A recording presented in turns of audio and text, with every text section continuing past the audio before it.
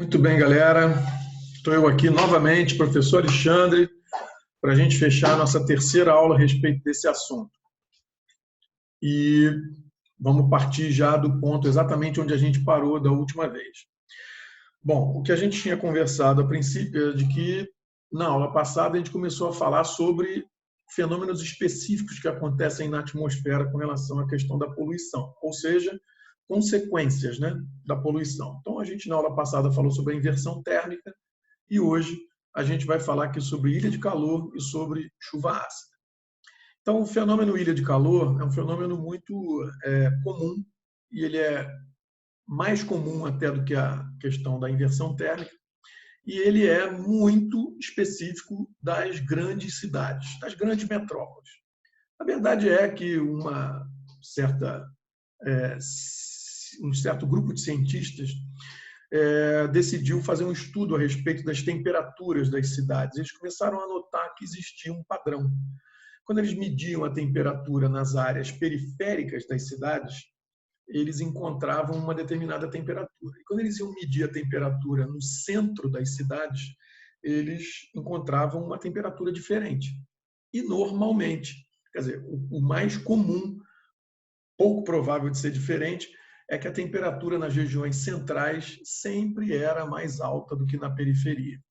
Então, esse gráfico que você está vendo aí, esse desenho aí no centro do slide, você está podendo ver o seguinte, ó, isso aqui é uma temperatura na zona rural, ou seja, na periferia da cidade, zonas residenciais na periferia da cidade, e isso daqui é a temperatura no centro da cidade. Então, olha como é que a temperatura vai aumentando conforme você se aproxima do centro da cidade. Enquanto aqui você tem, nesse caso especificamente, é só uma comparação hipotética, uma temperatura de 29,4 graus Celsius, quando você chega no centro da cidade, essa temperatura já aumentou aí 3 graus, quase 4 graus, 32,8, conforme você vai se afastando aqui para as zonas com cobertura vegetal, zonas residenciais na periferia, você vê uma queda, né, dessa temperatura nas zonas onde tem cobertura vegetal, uma leve elevação onde tem zonas residenciais e uma queda conforme você vai em direção à região rural. Bom, observado o fenômeno, eles foram em busca das explicações. Peraí, então deve ter alguma explicação isso? Por que isso acontece? E eles chegaram à conclusão de que, no fundo, são 4 principais fatores que fazem esse fenômeno acontecer. Então, o fenômeno da ilha de calor em si é o quê? Grandes cidades apresentam temperaturas mais elevadas nas regiões centrais do que nas regiões periféricas. Ponto. Esse é o fenômeno. Explicação do fenômeno. Então, 4 fatores principais.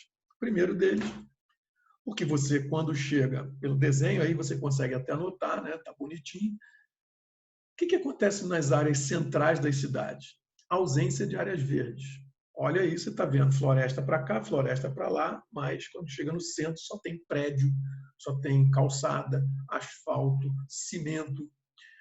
E as áreas verdes têm um papel importante, porque elas absorvem poluição, elas absorvem calor.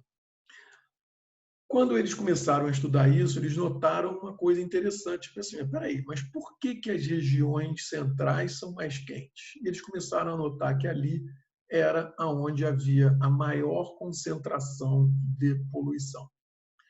Porque nas áreas periféricas tem menos indústrias, tem menos automóveis, tem mais áreas verdes.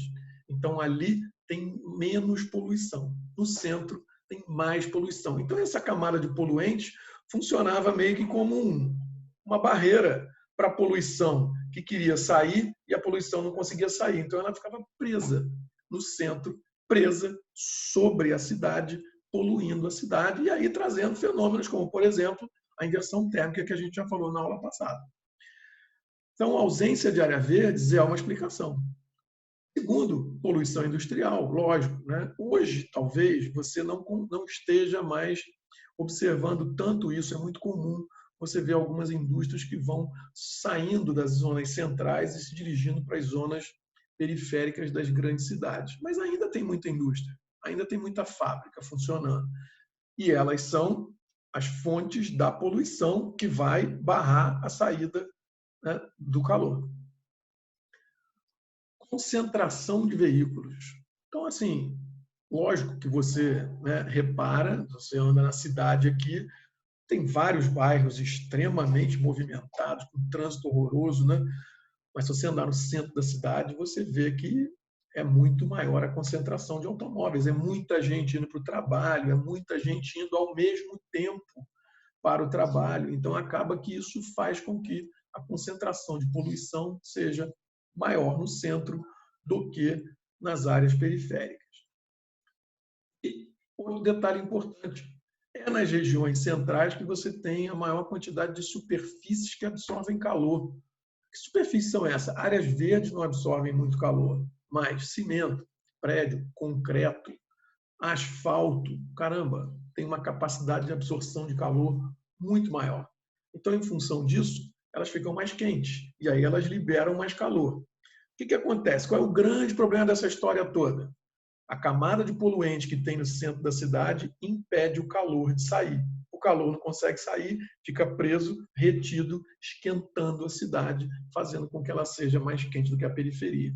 E na periferia, que tem menos poluição, o calor consegue, tudo bem que ele até retém uma parte, mas é uma parte bem menor, e o calor consegue sair, se liberar e se dissipar para a atmosfera. Resultado, a temperatura cai.